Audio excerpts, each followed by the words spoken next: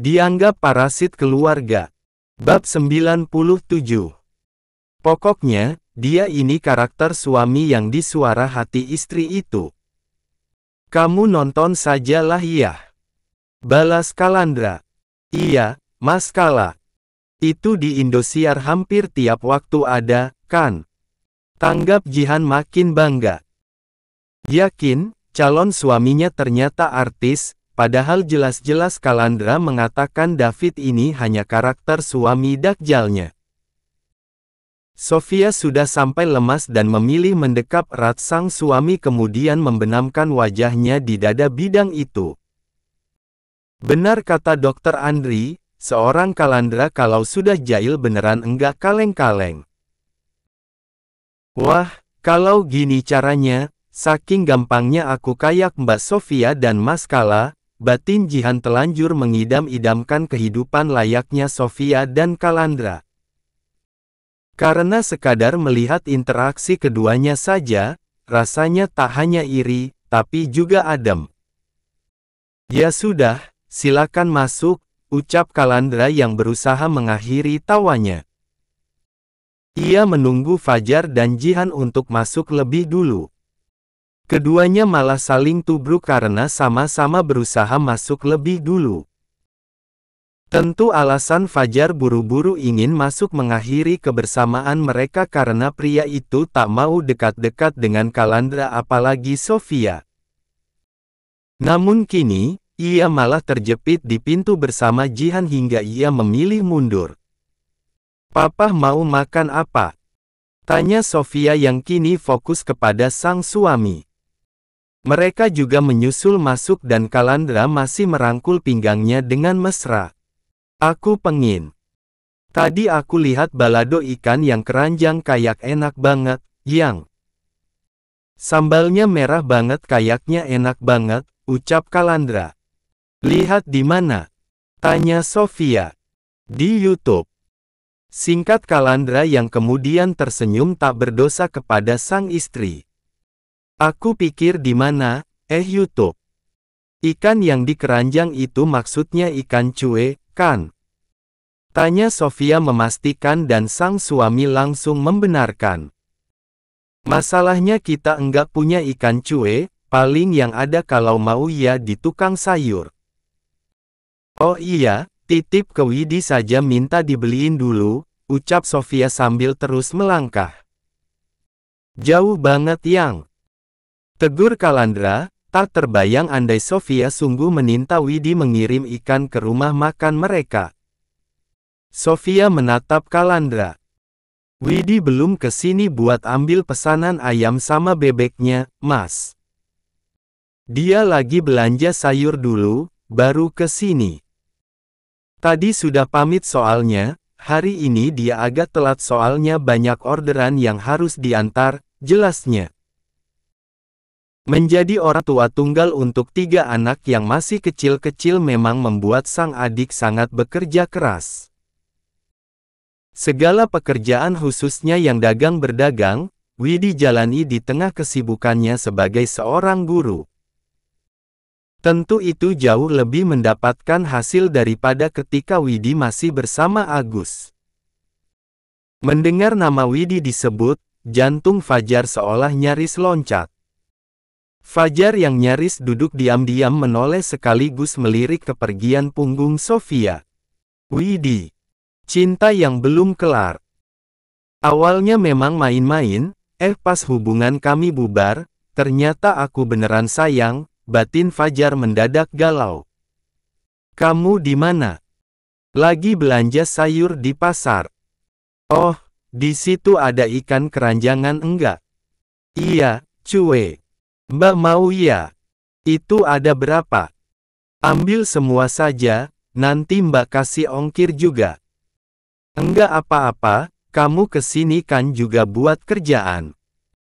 Mbak tunggu ya, soalnya Mas Kala mau makan itu. Enggak sampai setengah jam lagi sampai. Oke, kalau gitu Mbak siap-siap masak dulu. Kirimnya ke rumah makan. Oke. Setelah berbicara panjang lebar, Sofia mengakhiri sambungan teleponnya dan ia segera masuk ke dapur, sementara Kalandra yang awalnya duduk di ruang kerja Sofia malah menyusul. Di pasar, Widi tengah menyusun barang belanjaannya ke keranjang angkut berbahan-bahan yang menghiasi motor matic bagian belakangnya. Ini ada 10, ambil semuanya.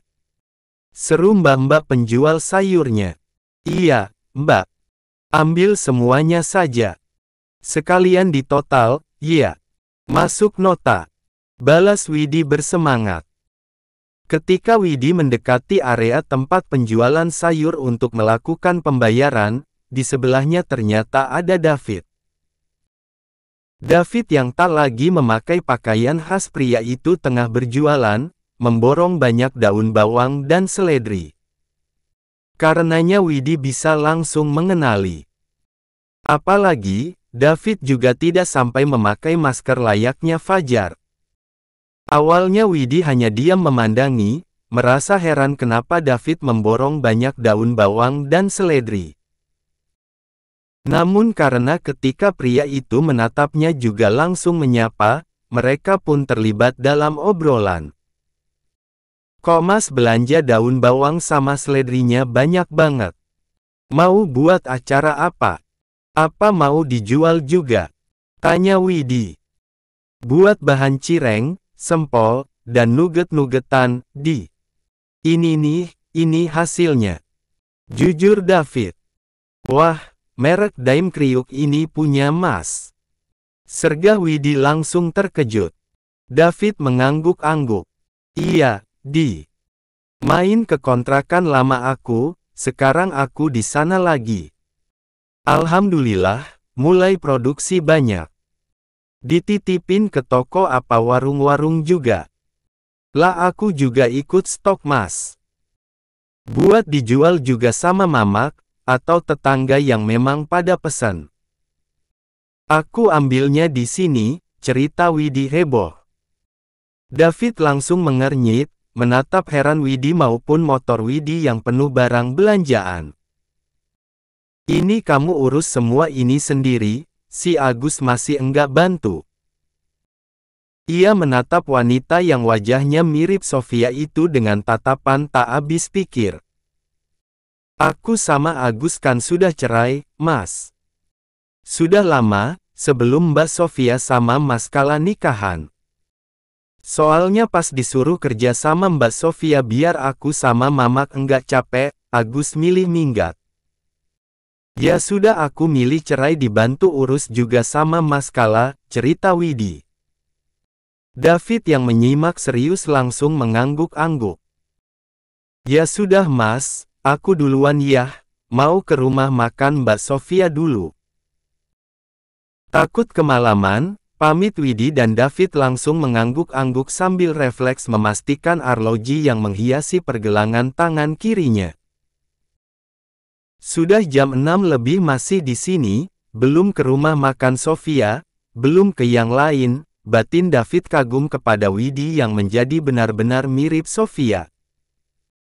Karena walau keduanya sama-sama wanita, keduanya juga sangat pekerja keras. Bisa enggak? Itu berat, ucap David yang memang khawatir. Jarang-jarang ada wanita pekerja keras seperti Widi dan Sofia, apalagi sejauh ini wanita-wanita di kehidupan David nyaris semuanya pemalas termasuk itu Jihan yang pernah nikahi. Widi membiarkan David menuntun motornya hingga dekat jalan raya. Oke, Mas. Aman. Makasih banyak. Besok kalau aku dapat banyak pesanan nugget, aku mampir langsung ke kontrakan Mas deh. Iya, gitu saja biar kamu lihat juga proses pembuatannya. Mamaku yang jaga kok. Soalnya kan aku kalau siang jualan keliling, balas David. Oh alah Mas masih keliling buat jualan juga. Balas Widi yang belum bisa sepenuhnya percaya kepada laki-laki gara-gara Fajar. Bahkan walau ia diberi nomor ponsel oleh David untuk mempermudah transaksi jual beli nugget dan sempol, Widi belum bisa sepenuhnya percaya kepada pria itu. Soalnya masih butuh banyak karyawan, ucap David. Besok aku cek ke kontrakan, beneran atau malah masih penipuan kayak Fajar pongah.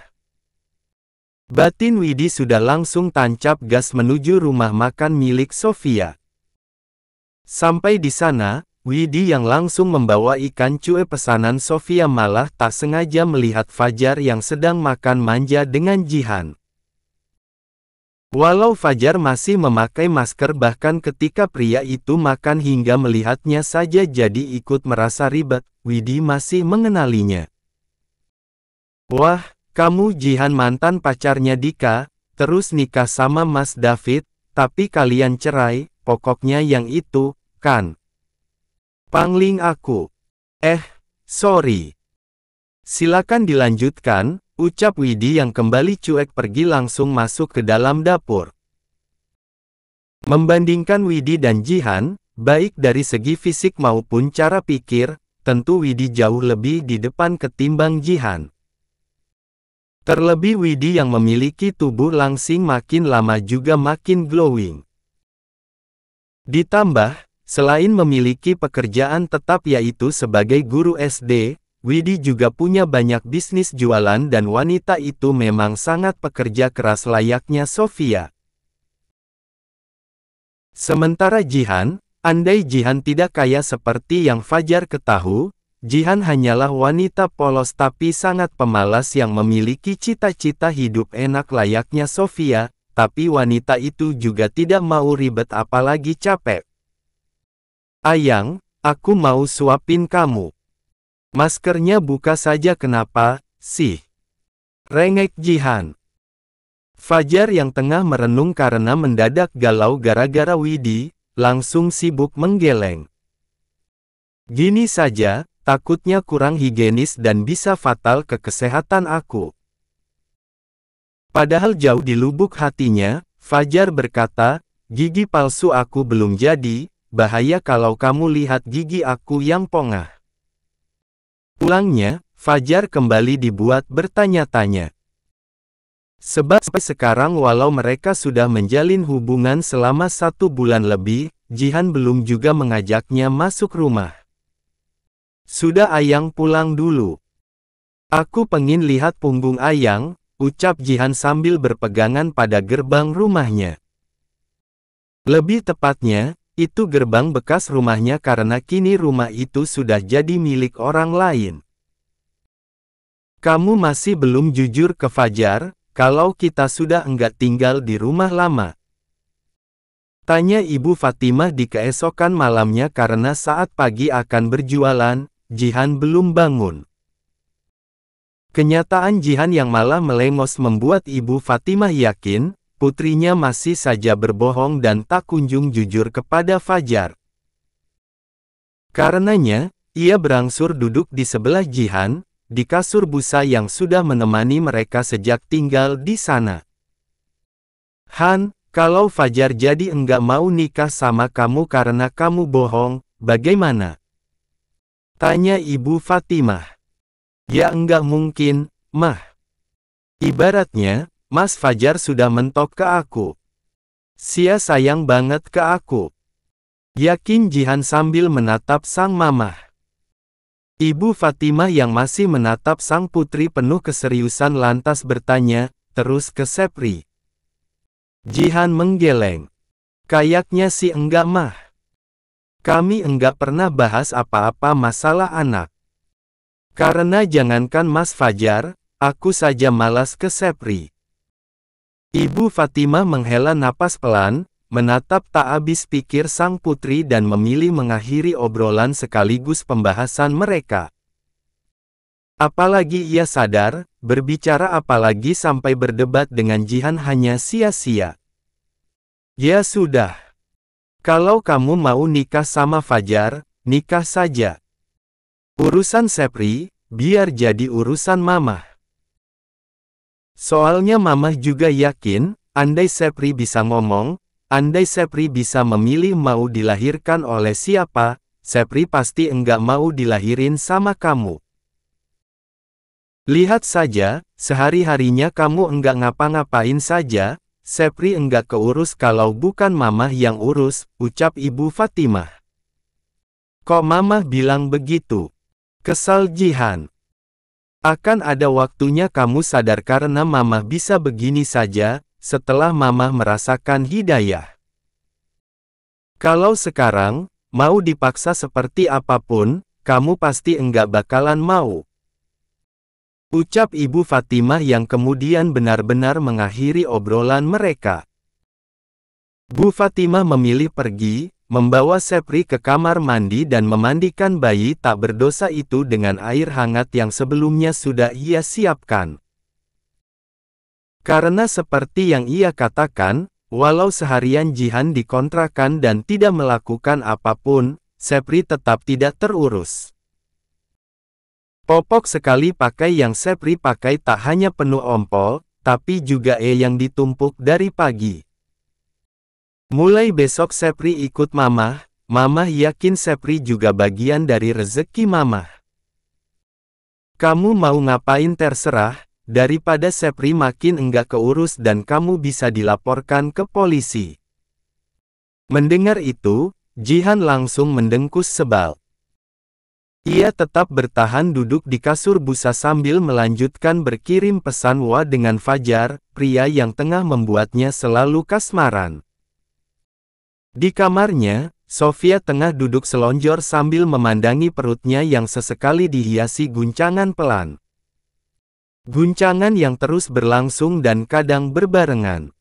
Yang ucap Kalandra yang baru datang, membuat musik klasik untuk bayi yang Sofia setel di ponsel langsung menyeruak keluar kamar.